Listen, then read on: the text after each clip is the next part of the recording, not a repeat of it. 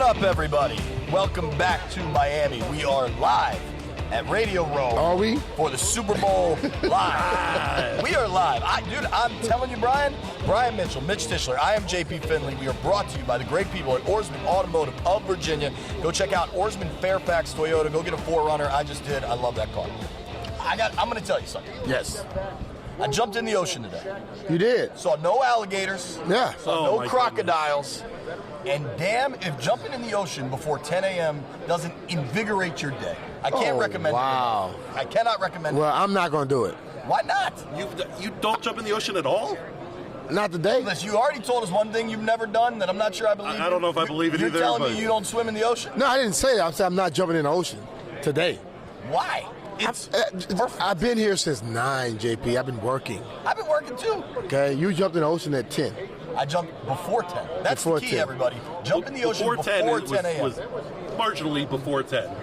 Well, Mitch claims. Well, I think when I jumped in the ocean 10. today, I jumped in the ocean. I ended up with a nice little income. What time do you think we need to be here for a noon show? You should be here by 8. Nah, I'm joking. By like 9 or something like that. We're going to welcome in our dear friend Josh Norris. And I'm going to move over here and let Josh sit right there.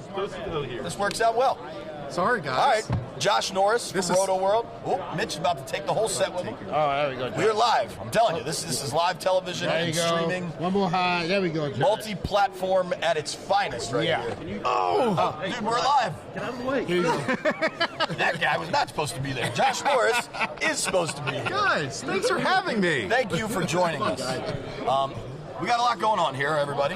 Josh Norris, Roto World, draft analyst, fantasy analyst, Yeah. in-depth football mind. Yes. Is that an accurate description? Look, as you know, you just watch football and you share your opinion, and hopefully people think it's the right opinion. That's it. Get this on your And they normally How's do. that? They normally do. Is it ever not the right I opinion? think if you're talking, then you're giving the right opinion. There we All go. right, so here's what we're going to do. We got Norris, who is not a Panthers fan, but has watched every snap of Ron Rivera's head coaching career, I would say. Is that I would accurate? say that's accurate, All yes. right, and has a keen football mind. So I want to dig in and talk about what Ron Rivera is going to bring to the Skins. Before we do that, I want everyone to know this. Mike Rizzo will be sitting down with us at 12:30.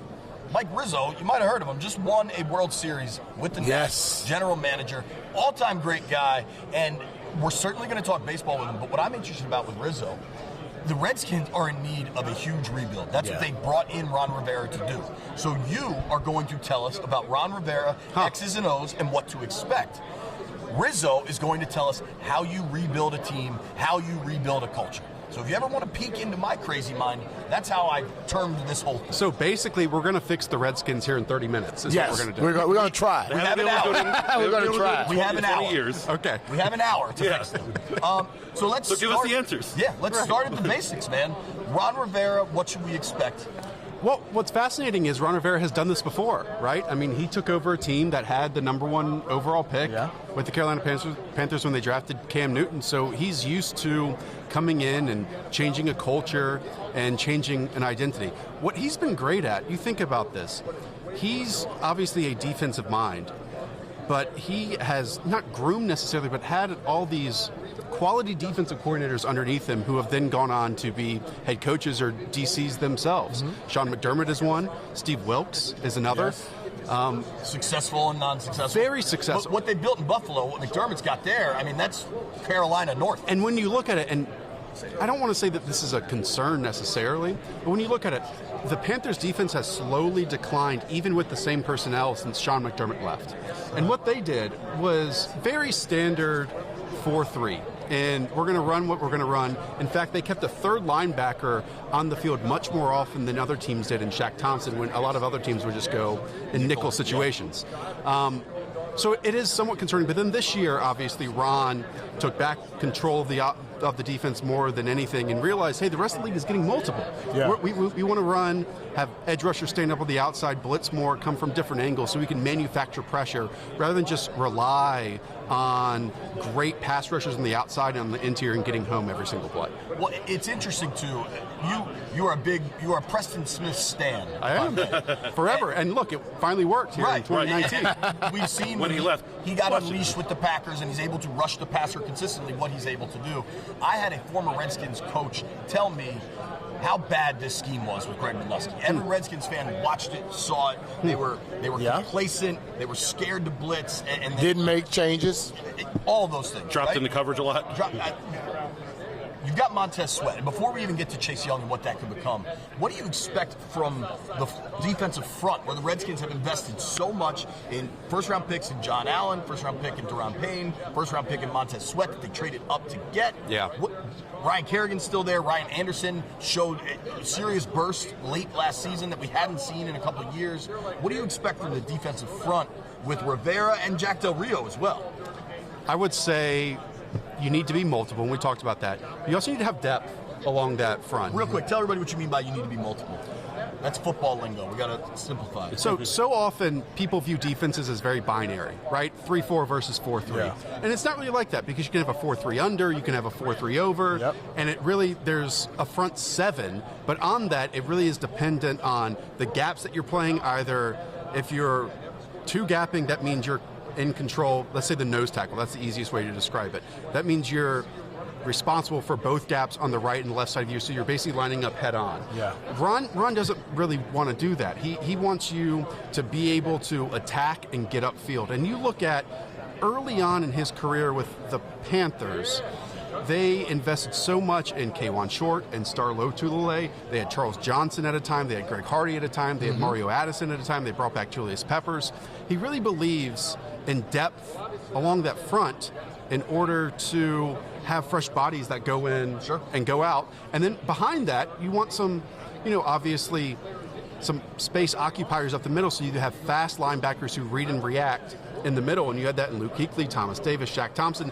And if you think about it, that's exactly what Sean McDermott tried to mimic up in Buffalo. Tremaine Edmonds. Signing Star Lotulelei, drafting Ed Oliver, then Tremaine Edmonds and Matt Milano is one of the more underrated players in the league. It wouldn't shock me at all if Cole Holcomb is someone who really surprises and does very well during his second year because of the system. Ron Rivera, we talk a lot about the defense, but I think one thing about him is players love him. Yes. He seems to be, and when I speak about leaders get the best out of the players. When you talk about him in that aspect, do you think that by looking at what he's done with players in Carolina, will he make those guys step up in D.C.? Let me ask you this, and I don't know how much you paid attention to this. Have you ever seen a team put out so much content after a head coach was fired during the season than the Panthers did when Ron Rivera was fired? Never. That's a great There were so many pictures and quotes, what players thought of him, just the speeches that Ron gave, just repeated that entire week. In so many other cases, you think that we want to move on as quickly as possible, as you guys saw in Washington this year. It's like the next week, let's just forget about Jay Gruden. There was not a lot of content put out about how much there was none put out. And that was not the case at all in Carolina. And Parafuel took over, and it kind of seemed like the identity was lost immediately. It evaporated immediately. And at the very least, I think for a head coach, you want the team to take on the personality of them, the culture, the identity. And Ron has just this personal connection. I mean, you guys can go back and watch the All or Nothing they had for that entire season, and now he just knew how to talk to each person in a different way. He's such a good communicator in that way, but also expects so much from you, and you don't want to let him down. It certainly seems like that from the outside looking in. I've thought this for a while. Everyone I've talked to around the league, I mean, everyone this week has come up to me and be like, that is a home run hire. If there's anybody that can do it, it's Ron Rivera. I think of it as like a Venn diagram. There are coaches that are respected, and there are coaches that are liked. Yep.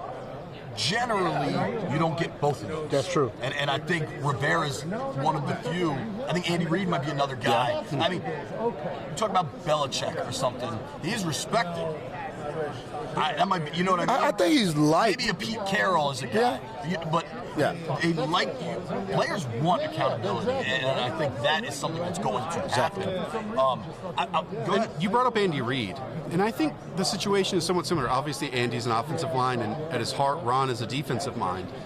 But things can just get stale in the NFL. Yeah. Being around a team for almost a decade, things just have to change when you don't have back-to-back winning seasons. There you go. And I just think that's what happened with Ron. I was certain, as soon as he was fired, that he would just get another job immediately. And some other people question that. But it's because of what he brings to the table immediately, and that is creating an identity, having the team encompass who he is personality-wise, and I don't think that there's a team maybe more in the NFL that needed that than Washington. So, go ahead, Dave. Accountability. Yes. And I know the moment he was asked a question about Dwayne Haskins, he said, I need him to become a leader. I think coaches that don't hold players accountable shortchange themselves. Ron holds his players accountable. Can I give you an example? Go ahead. I mean, when they went up to Seattle, Cam Newton, I believe, didn't wear the appropriate attire on the team bus or on the team flight, and he was suspended for the first series or the first quarter in that game. He was playing near a MVP level at that time. Derek Anderson went out and threw an interception, I believe, on like the first play of the game.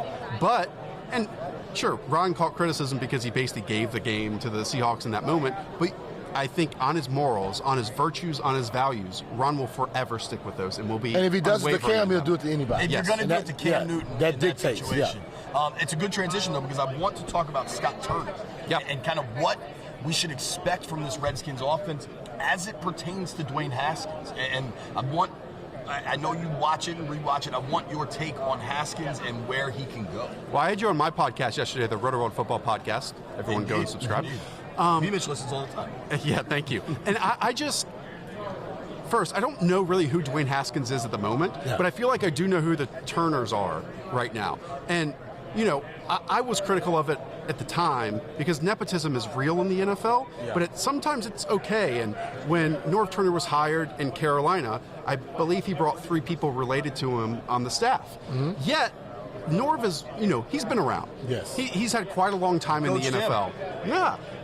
But you guys love each other. But right? he keeps changing. He keeps changing and updating it. He's not just doing the same thing that he ran a decade ago. And I think that's great. And then when Scott came in during those final, 5 or 6 games, he changed it even more. You know, they had Kyle Allen and Will Grier playing at quarterback, and Curtis Samuel is one of the best receivers with the ball in his hands in the NFL. Yet they were sending him on these vertical routes when he was creating separation and getting wide open, and the quarterbacks just couldn't get him the ball. It was awful.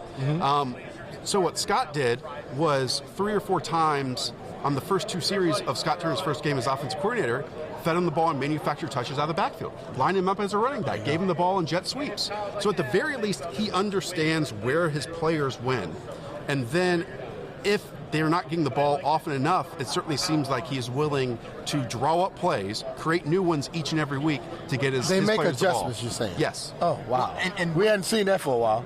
And with some of the talent the Skins have, in Terry McLaurin, and I'm going to include Steve Sims. Steve Sims, a guy with special speed and shift. I mean, maybe that's a guy you have to design some stuff specifically for. For sure. And I'll throw out another name. With Carolina, DJ Moore was a first-round pick. And I think DJ Moore... Yeah, I think DJ Moore is a very good player. But it's not like DJ Moore goes out there, and speaking of another Terp, he's no Stephon Diggs in terms of going out there, running the route tree, creating separation and isolation every single time. DJ Moore right now is kind of a dig, a slant, a crosser, a drag route guy. Yeah. He's not someone that can run this full, all-encompassing route tree. The Turners understood that, and they fed him the ball, gave him the ball within 7 to 10 yards at the line of scrimmage, and allowed him to win after the catch. There is nothing more impressive to me than Norv and Scott being around for so long, but willing to adapt and change. And they showed that through a lot of up and downs with Cam playing well, big arm to Cam hurt shoulder, to what they did in the first 8 weeks of the 2018 season, to now having to call plays for Will Grier and Kyle freaking Allen. Right, and one of the things I've heard you, Brian, scream about in our post-game shows after Skins games, lack of adjustments. Yeah. One of the things I've screamed about is expecting your talent to conform to your system rather than developing a system around your talent. And that's been a significant problem for the Skins for a decade. Yeah. A decade. Norris, it sounds like you're saying that won't be the case with the Turners offensively. Yep. And we've heard Ron say on the record at his intro presser that I'm going to play to my guys' strengths. I have a question. Sure. Who's going to catch all the passes that we've seen Scott Turner and Norv create for the back out of the backfield? That's the big question. Because it should be Darius Geis. Or will it be Bryce Love? But you're talking about 2 guys coming off of knee surgery. Yeah. 2 guys coming off of multiple knee surgeries. Yeah. And Chris Thompson's a free agent. Frankly, I don't expect him back in Ashburn. Talk about surgery. Right.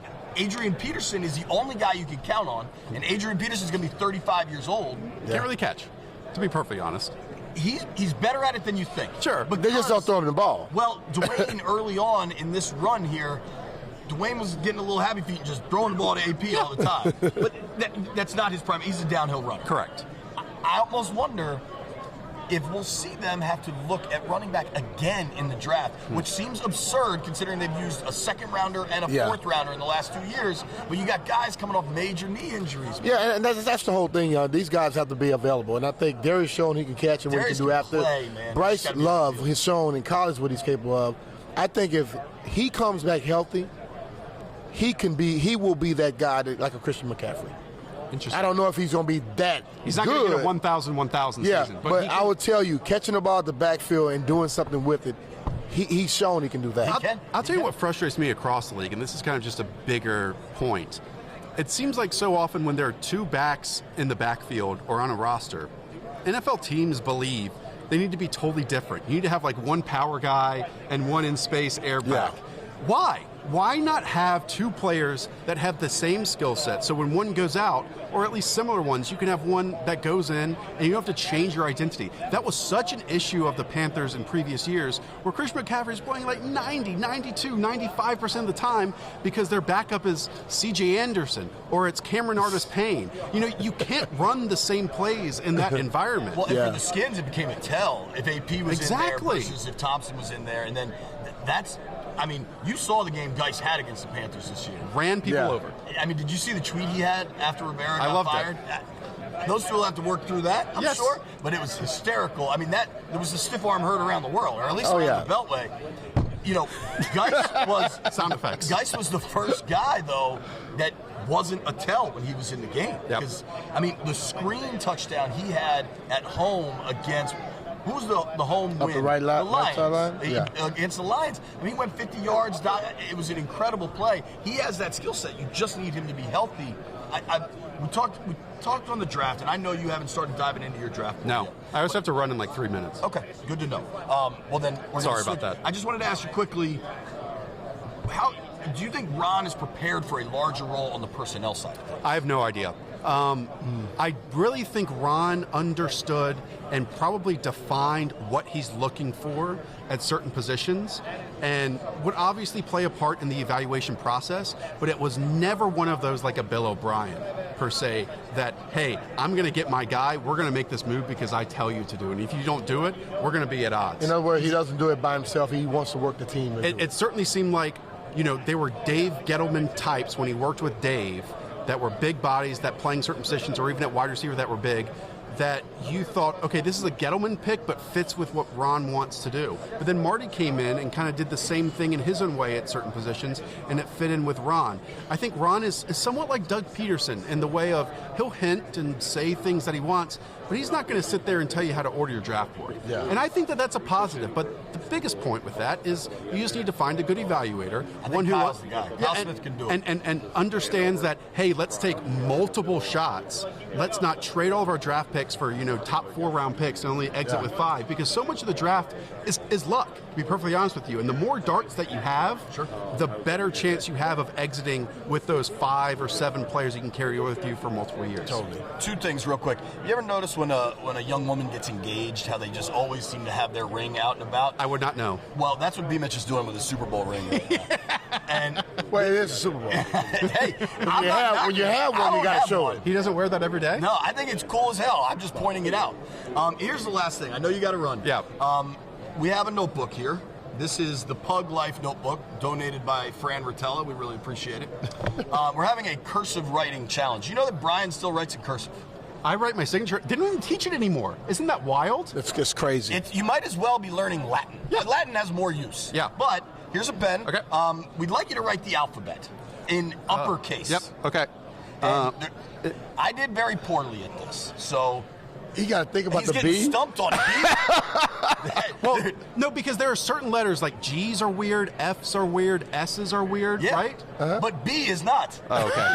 Other than that, B is not weird. So I got quite stumped on. Loop. Is it just? Hey, no cheating, Brian. We're not. No coaching. Here, Can I pick this up, Mitch? That's so wrong. That's so wrong. Okay, this one is. Oh no. Like that? No, Something man. like that? That's like that an F? that's an LF. That's a left. That one's right. That's right. Yeah. That's a good G. All I know is a K. I'm done with this. All I can do is the K because that was my mom's signature, and I just signed all my tests with that. Give me a Q. See if you can do a Q. You got no chance. We got Josh Norris, though. I need you to sign the ball. There we go. Why are you still writing cursive? Nope. Because he's That's an just alien. how I write, man. You don't want anyone to read your notes? Is that what it is? No, I mean, my whole thing, I write in cursive. All my family does. Okay. Fancy. It's the French influence down there in Louisiana. Oui, oui. Very, very fancy. I mean, but that's all I need, and that's wonderful. Right. I got That's my wonderful. signature. Look at That's that. all I got. That's great. It's good. Thank you, buddy. All right. Don't look You like gotta Josh, though. Thanks, guys. That Nice talking F to you. is Thank you, awful, man. just so you know. You put me on the spot. That's not an F. That's a That's left. the worst thing I'm going to do all week. Watch the wires getting up. No, I took it out. I didn't get it. All right. Thanks, guys. See you, Norris. Thank you very much. All right. All right, you see the draft picks there. It's going to be very interesting. Obviously, what Peter King said to us yesterday about the Skins' options with that number 2 pick has a lot of folks talking. I know that both radio stations are talking about it. I'm getting a lot of, kind of folks texting me and reaching out in DMs and stuff about it. I wanted Mitch is back with us. What's up? Hey, Mitchell. That is some terrible cursive there. Yeah, it's awful. I mean, I couldn't see He from back started behind the to give- camera, Like, that's but- just a regular C. He was stumped on the B. Who gets stumped on? All right, so here's Norris. I don't know if you guys can take the ISO cam. It is. That is Norris's cursive. I mean, the C is just a regular C, and he just quit. The C is know what? basically a regular C anyway. Sometimes you know when you're beat and you get up and walk away. You got to know when to hold them, man. Quit. Know when to fold them. I don't quit. You know that about me. Even when I should. There's plenty of things you shouldn't quit at, but if you can't write cursive, you can't write You cursive. can't. But that's not an F. That is What not an F. It's like, I don't know. It's part L, part C. Which is worse, that F or JP's X? I think my X was good. All he does, JP just puts circles on the end of everything. And Right, make it he's cursive. like, puts a little loop on it I and think says, that's basically what it is. No, it's not. Well, we're going to find out how Mike Rizzo's cursive game is. We'll I'm see. excited about that. That should be Yeah, I pretty want to see that. interesting. But let's talk. He a might say, little- "The hell with that. I'm a World Series champion." The one thing and you know what? That'd be fair. I hope he's wearing his ring like you're wearing your Yeah. ring. He should. Well, they may have him. Do they have him already? oh, they probably don't have them Sometimes yet. they take a little while to Well, get it. sometimes they do like a presentation. Yeah, they'll do That's a the good point. opening day. I think they're doing the presentation for the rings. That's a good point. So he won't have his yet. Maybe you let him borrow yours. No? He has a special one coming. Believe me. Good point. Yeah. Let's I think talk the learners about- spend a lot Hold of. on, is the executive ring different than the player ring? No, It's all it's the all the same? same. 'Cause there But I'm was- sure that's going to be a nice ring. Because the Caps had, I think they had a player ring, but they had a staff ring also that was, a little a bit. staff. Yeah, but a little like bit a marketing staff. Right, but I'm saying, is the executive ring even bigger than the player ring, and then the No, staff, like no, that, something like that's that? same. So. Working That's down. normally the same. But I would rings think. have grown since yours. Oh yes, they Right. have. Can you imagine? Can you imagine walking around as often as you don't wear it that often, but when you do wear it, and have it be 2-3 times the size of that? Yeah, It'd be I wouldn't want to kinda- think about that because you might hit somebody one day. I think the reason they've jumped so big is because the Patriots won so many, and they had to make them bigger each time. Nah, but all of them got big. I mean, you look at the Yeah. Steelers, the Ravens. They just, you always want to outdo what you saw the year Sure. before. Right. That's how it goes. It's pretty cool here at the Super Bowl. And they then- have like a display of all the rings. Yeah. But how about you go to some of the NBA, like the Golden State Warriors, they could take the top off and they could flip Yeah. the out. It could be the white or blue. That was the new thing this year. Was Yeah. when the Warriors won, was they could take it off and it had the You can diamonds on adjust both it, sides yeah. of it. That's sweet. It's unbelievable. I have one ring in my life. Cost me $70 on Macy's.com. I was mad because I didn't get free shipping. How much could shipping on a ring be? Yeah. It weighs like 2 Yeah, ounces. how much is shipping? You didn't go get that ring? No, because I had to get it How many sized. times have you lost it? Oh, that's why you had to get a new one because you lost the first one. I found the first one after I ordered a second. But now I don't take it off anymore. Does Miss Finley know this, or are we Yeah, breaking she news knows, here? she knows. Okay. I Just making sure that- I used to that we're take not it getting you off in trouble every here. time I would go to the gym or take a shower or play golf. I used Well, to that take it wasn't off very all the time. often. Right. What are we talking about here? I play golf. When you go to the gym, that's not very often. I play golf. Yeah, but still, But no, what I'm you should telling keep it on I because no longer, you know I better keep with it on all or the off. time now. I know I keep it on. You all get the you time. a rubber one to play golf because the hard thing. See, you know? I just don't take it off anymore, and now it's like conformed to my.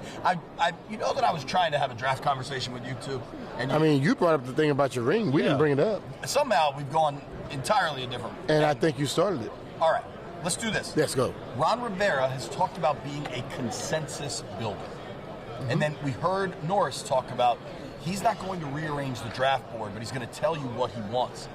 I go back to Jay Gruden. His end of season presser after the 2018 season. And he said something that was really interesting. He said, we've got to start communicating better between the coaching staff and the front office.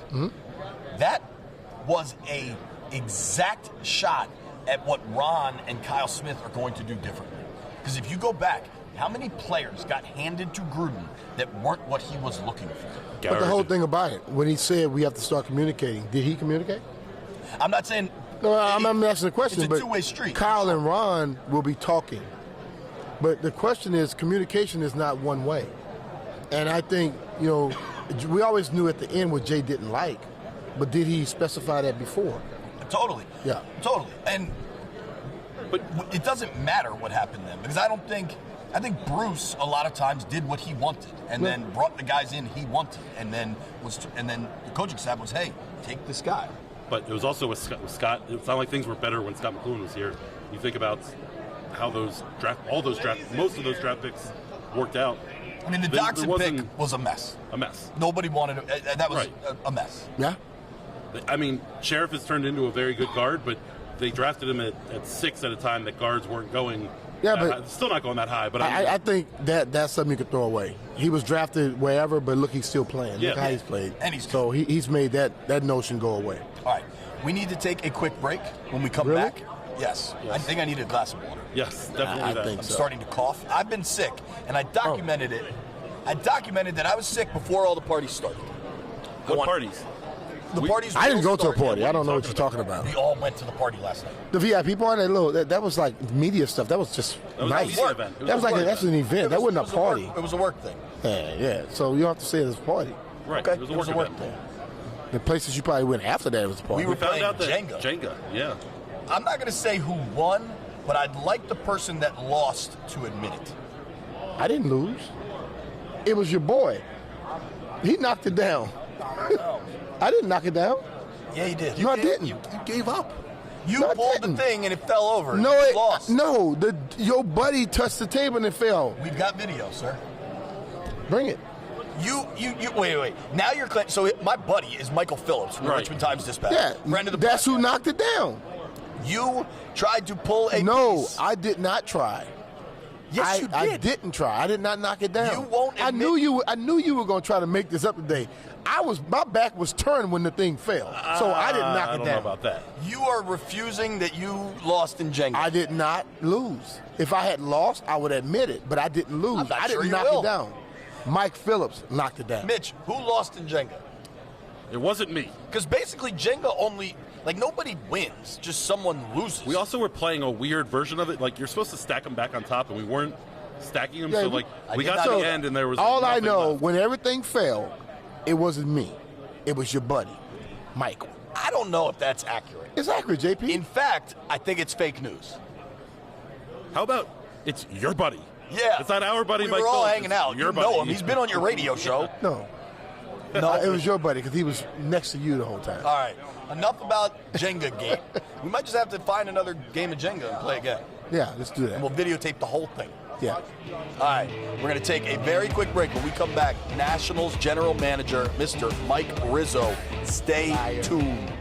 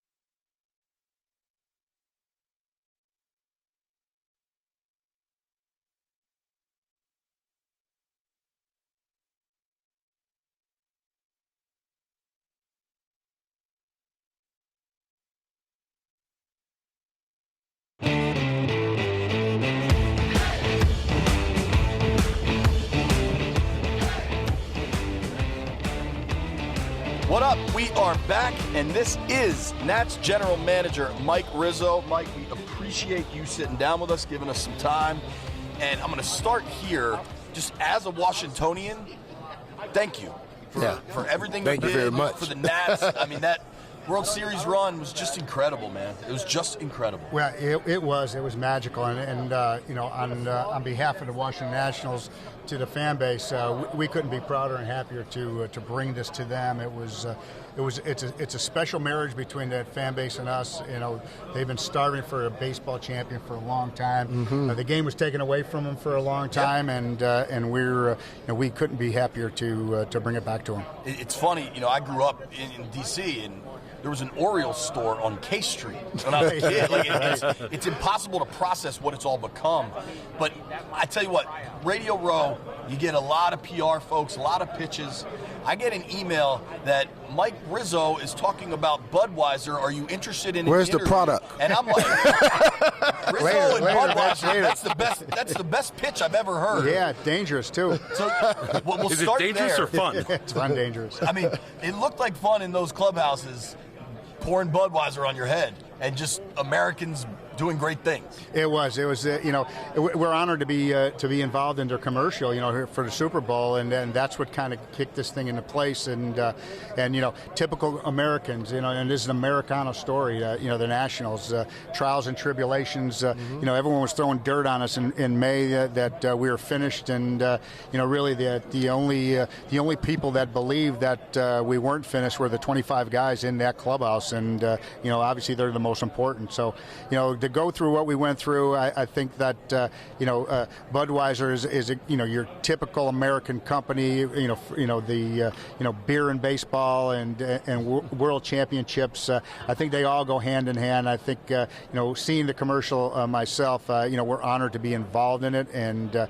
we couldn't be happier because you know, it's like I said, it's Americana at its finest. Reggie, Beer, baseball, world championships. I'm into all those things. oh yeah, definitely. And when you talk about, like, the little term "stay the course," Yeah. and your team actually stayed the course, even when they were 19 and 31, they stayed the course.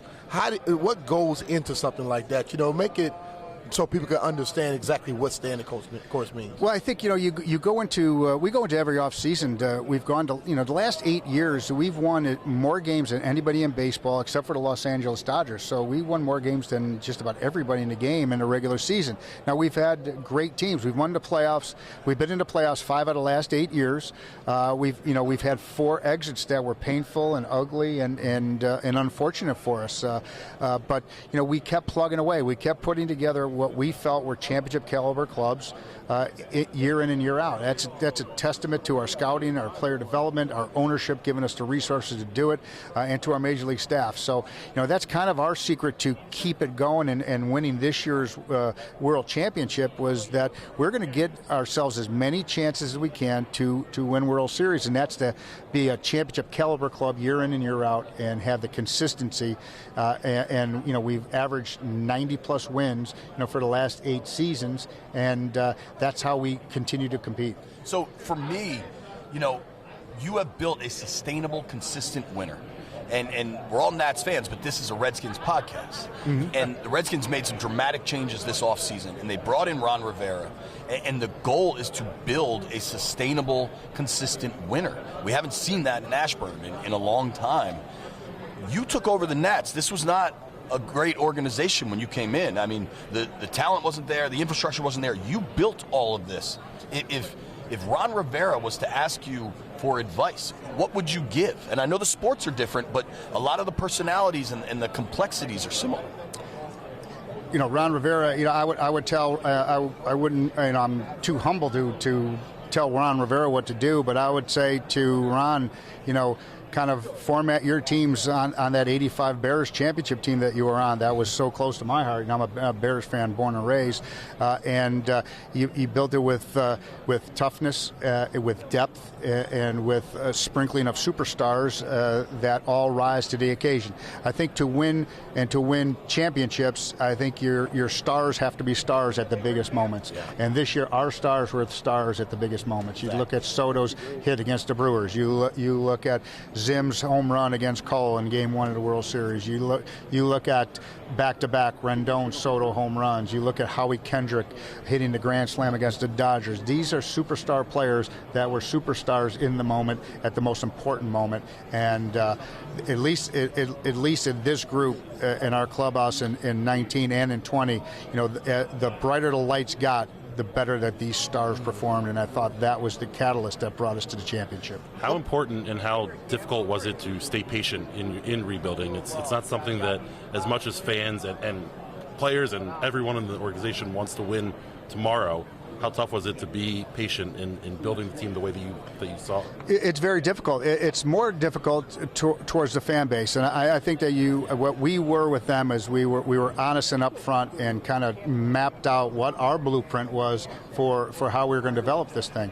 Now, don't forget, we took over from the Montreal Expos after MLB just dismantled it for 4 years before the Learners finally signed the papers in July of 06. I started that same day that I signed my contract the same day that they signed the ownership papers, and from that day on we had a blueprint and a plan of how to do this. And when I took over as the GM in 2009, we started implementing the plan where we were going to build from the ground up, and we saw small increments of improvement.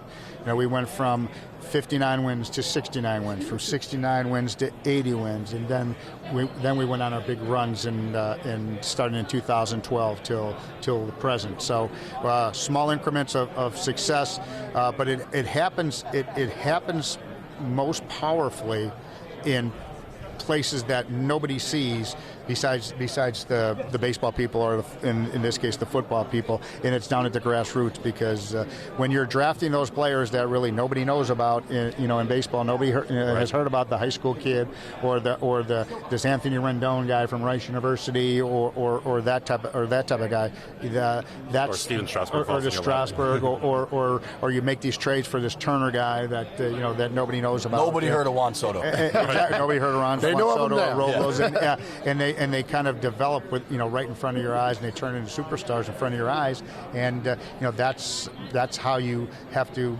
map this thing out and blueprint it, and you have to be patient. And there's going to be, it's not always a symptomatic line that goes north. Sometimes you have hiccups, and you take steps sideways, or even take steps backwards. And ownership better be on board.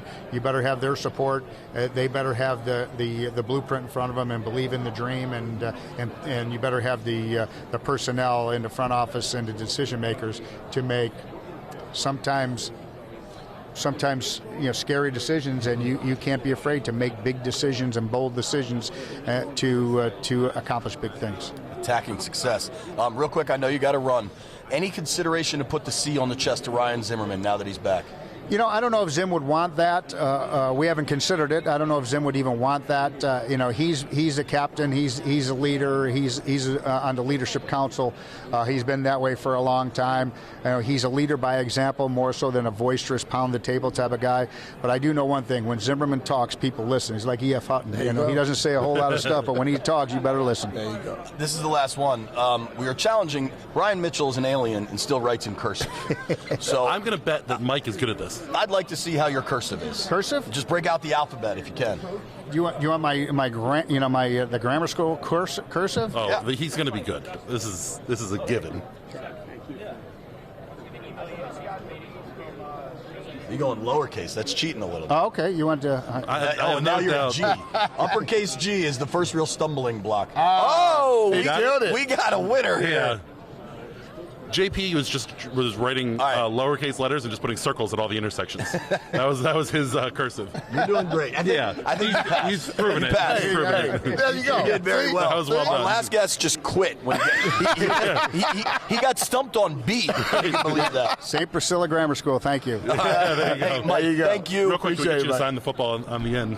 We will do our best to drink some Budweisers this week to support you. Right. I appreciate Only it. because you've I'm only going to try and do my part started. too. I'm going to do my part They already too. started. Yeah. Not you, B. You haven't. I didn't have a Budweiser yet. I had a Bud Light, but I'll No, track you didn't down. get a Budweiser. No, yeah. Yes.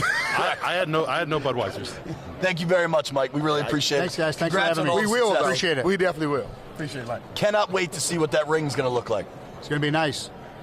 I told y'all. Thank you very much, believe Mike. it. We appreciate it, man. Just watch the wires getting up. Yeah. Man, I started covering Nat spring trainings when they were over in down in Vieira, and the last year that I wasn't doing it was when they moved to West Palm. I'll say this: listening to him talk, the part that's going to stick with me. Baseball and football are different sports, obviously, right? Building a roster is entirely different. Incremental success. That's the part that I heard that I think Redskins fans need to be aware of. And then the other thing that stood out to me is that ownership needs to be fully on board with the plan. Yeah. Yo. Sorry. Radio row, baby. Yep. People just walking in front of the camera. I think, and Next person says tackle him. I think that Should that definitely that would happen. stop. That would be spectacular. I think for the first time in a while, and we won't know until we see adversity, right? Because I've had a lot of people ask me if they think this can really work, and I think it can. I think Dan Snyder went and got Ron Rivera, looked at other options. This was none of this was done haphazard. This was done with a plan, and I think Rizzo talks about incremental success. Yeah. I think the conversations about the Niners and going 4-12 to the Super Bowl, calm down. That's with not that. the norm. That's not the norm. I think And you I- should and be looking for 6-7 wins out of this Redskins team and a significantly better defense Listen, right away. I think the fans have to pump their brakes and understand one thing. And just like Mike Rizzo just stated, it's the small successes, okay? And Dan Snyder is invested in Ron Rivera. Seems I like- don't think this is going to be a 2-year and they're going to change his mind type Right. of thing. And I really believe that as things go on, you had 3 wins last year. You look for 5, 6, 7, 8 wins. You don't think what the 49ers did is not something that just happens all the time. Now, if that does, you take it. And I'll But say it's, this. it's the incremental successes, but it's also one thing that he talked about and the Nats did a great job of is being honest with their fans through the whole Yes, Strasburg yes. shutdown and whatnot. Fans are going to be fans. I mean, they're going to be Of course. crazy. They're going But I to think root for their this team. fan They're gonna base- be good. This fan base, if they can see a plan going forward, Right. Yeah. they're jump in. on board. They're in on that. Wouldn't that be an incremental success? If you see a plan and you're starting to see things begin to move in the direction you see, Absolutely. then that right there would be success. And here's what I'll point out about the Niners, because people want to make that jump. The Niners had bad ownership. They were churning through coaches. Jim Harbaugh got them to a Super Bowl and basically just started fighting with the GM and the owner so bad that he got And quarterbacks too. I mean, all of that yeah, but stuff. think about the Niners last year. Were they really a 4-12 team? No, that's where I'm going. They hired Kyle. They let Kyle put his personnel guy in place in John Lynch. And then they were all on board. They knew there were going to be rough years. They knew they had to find their quarterback. And then the plan started to hit. I think that's what could But their be. quarterback got hurt early. Sure. And that's a part of that. Those Completely. 4 But wins, they could have the won 7 and plan 9. And executing the Yeah. plan is what I think the Skins can do. yeah. One guy that never pumps the brakes. You talked about pumping the brakes. Our boy Pete Haley is never boy. pumping the brakes. I think it's Pete time. Pete, you ready? You around, dude? Yeah, I can hear you, boys. I'm ready to go. All right. Oh, we're teasing Pete. We're teasing that Pete. Pete is that big of a deal that we have to tease him and go to break. I want to see what Pete's wearing today. I want to see what Pete's wearing today. I would love to see that. What do you think about the purple?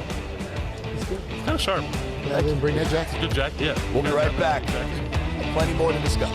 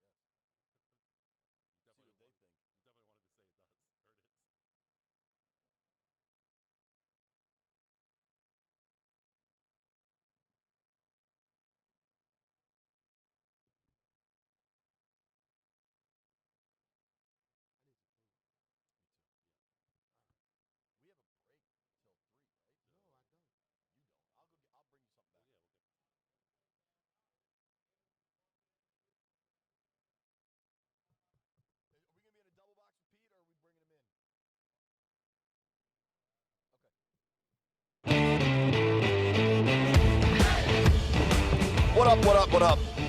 We are here, South Beach. I jumped in the ocean today, saw no crocodiles, no alligators. Although I did hear one of the NBC guys that's down here from Connecticut went in the ocean earlier this week, got stung on the lip by a jellyfish.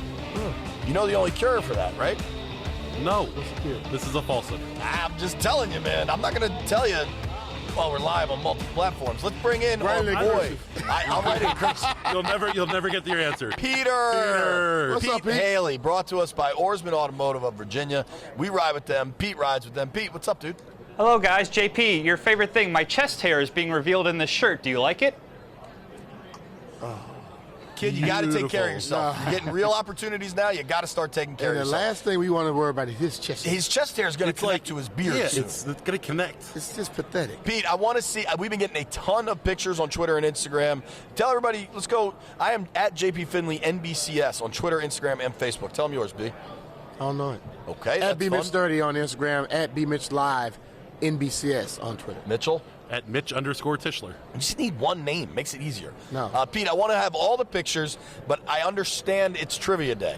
It's trivia time. We're going to Let's do a little go. bit of Super Bowl / Miami trivia. I have 3 questions, and I want you guys to work together, not butt heads. Work together to get these answers. Are you ready? Probably going to butt heads. Yeah, we're ready, dude. Okay. Counting Sunday's game between the Chiefs and 49ers, how many times will Miami have hosted a Super Bowl? Ooh, that's a good one. So there's 54 Super Bowls. I know 3 of them for sure, but this is the third We one. have- I'm guessing it's like 10. No, I'm going to No. go with 3 to 4. They're way more than 3. I'm or going 4. What in, 6. I mean, the Skins played here in 1972. okay, 4. But there were a lot in California. They were in Pasadena and Yeah, Pasadena and LA. I'll a go lot. with 4 or 5 tops. I'm going 6. I think it's more, but we'll go with. We're all guessing. He's got 4.5. He's got I'll 6. go with 6 with Mitch. All right, then we'll sticking give you with 6. Fine. 'Cause I think it's like 9. JP, you're the guy. It is going to be 11 once this Sunday happens. They're breaking a tie Yeah. with New Orleans. Yeah, those are the Well, 2 New Orleans most- needs to have it the next 15 times. 'Cause Yes, this thing is too damn spread out. It New should Orleans only is the be- best. But Miami's cool enough that I'll deal with the traffic. It should Brian only just be Miami, New complained Orleans. It about should be in being New in Orleans every Miami. year. Brian, I'm in You DC. walk. You're complaining about being in Miami. I don't want to hear it. Pete, woe is you. Yeah, tough life. Nobody Pete. wants to hear it, dude. Second What you got question. for us next? Yeah. Jennifer Lopez and Shakira are the halftime performers for this year's show. Judging by some no. sketchy Also by prom internet dates. websites that probably gave my computer viruses, what is their combined net worth? Jennifer Lopez, Shakira, combined net worth. Oh, man, wow. I think they're up to a bill. I think Jennifer Lopez is way more than Shakira. Like I do too. I think that pie I don't know is about that. 80 Yo, but Shakira, Shakira is huge. like international. Yeah. Hold on now. I'm going 700 mil combined. I think I'm a little higher than that, but Higher? Let's go in between. 750. 750. 750. 750. You guys need to listen to JP. He nailed it. It's 700 million. He's a genius. Dude, I'm on Oh. fire. We need to go to the casino. You need to jump in the ocean more often. Dude, you jump in the ocean before 10 a.m. It invigorates your day. Don't Brian. go I'm to the telling casino 'cause you All right, will give me another lose. one. Let's go.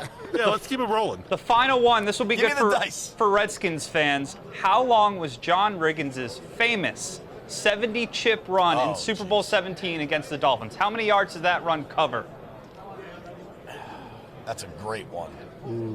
I bet like Troy Dodd is screaming at his television right I bet now. a lot Danny of it. Frank Come is on, man. screaming Remember, because he you knows the jump answer. in the damn ocean. You're supposed to know this. I want to say 44, but that's just his number. I had 56 in my head. No, it's not that long. It wasn't over the they were in Dolphins territory. I'm 45. tempted- All right, 45. Somehow 37's in my head, but I'll go with 45. 36. Okay. Should we say 40 and split the difference? No, let's go with a real number. 36, 37? You choose. You've been getting Yeah. Gerald Riggs, 37. All right, 37. Redskins, Dolphins. Redskins down 17-13. 4th and 1. They give the ball to Riggins. He runs a Dolphin over and scores a 43-yard touchdown. 43 yards was the answer. How many? 43. What did I say, 44? You said Yeah. 46. You're But I a started at genius. 44. Dude, it's my day. I'm jumping in the ocean every But day. 44 wasn't it. I need to find an But it ocean was- to jump It was into. close. Just get in your car. Yeah, go You jump can be in. here Go tomorrow. jump in the water. I'll do Right Lake there where you at. Meadwood. I'll go jump in Lake Meadwood and then play some golf afterward. There you go. That's Your your home country course. club. Please don't do that. All right, can we let's run the pictures. I want to shout out everybody that's sending them in. We appreciate everybody that's watching. We see the numbers. We know y'all are paying attention, and we appreciate it. Yeah, so here's All right, how so this we works. now see Pete. He's wearing it shirt's a little tight on him, isn't it? There's me, guys. How I does was Pete get a streaming the tight show shirt? earlier. I was very sad in the office, and Ryan Billy caught a picture of me streaming Our you guy guys. Ryan Billy sent about a great picture on Raise your Twitter hand that if we're you're going to. shocked that Pete chose the picture of himself first. Of course. That's pathetic. Not to mention, I saw one of the promo tweets had Pete in the promo tweet and not B-Mitch. That's Pete, man. Yikes. None of these are Pete, my what kind of call. strings are you We're pulling moving back on. there?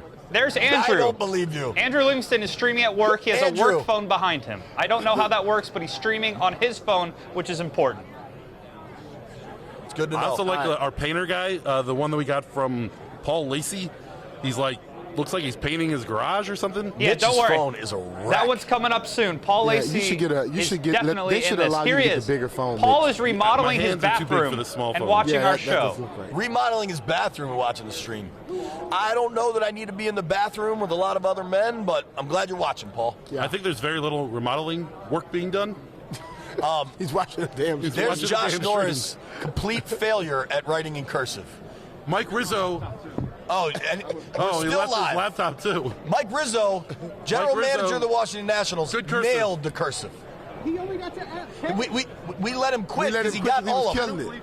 You got stumped at B. You lost at B. We have got to come up with some ropes or something. The amount of people walking through this set is just. I don't understand. There's open walkways I know, all around us, it's and crazy. everyone wants to walk right in front of our camera. Because you opened the walkway. No, I mean, anyway, that's a It's problem. That's a problem we can We'll probably figure out. not fix, frankly. Peter, Stiff arms. we miss you, pal. We miss you too. Go buy some sorry. ropes at Home Depot, please. All right, tomorrow's show, If they go buy ropes at Home Depot. we'll work on it. yeah, If it's you actually thought- Lowe's if you listen to Kurt Warner yesterday. Yeah. We had Mike Rizzo, the general manager of the The World World Series champion champion. Washington Nationals. yeah. And yet tomorrow's show's bigger. Really? Because we asked Rizzo and Josh Norris about Ron Rivera. Tomorrow we're going to talk to Ron Rivera. There we go. Not How about somebody that? whose name rhymes with Bond No, Rivera. yeah, and you know what else? We no longer have to talk about Randy McJordan. Tomorrow we're talking to Terry McLaurin. So you better be right back noon on the That My show is Teams going app. to be huge. Huge. Huge. Huge. Thanks for watching, everybody. Stop the H. I owe you 100 beers. Huge.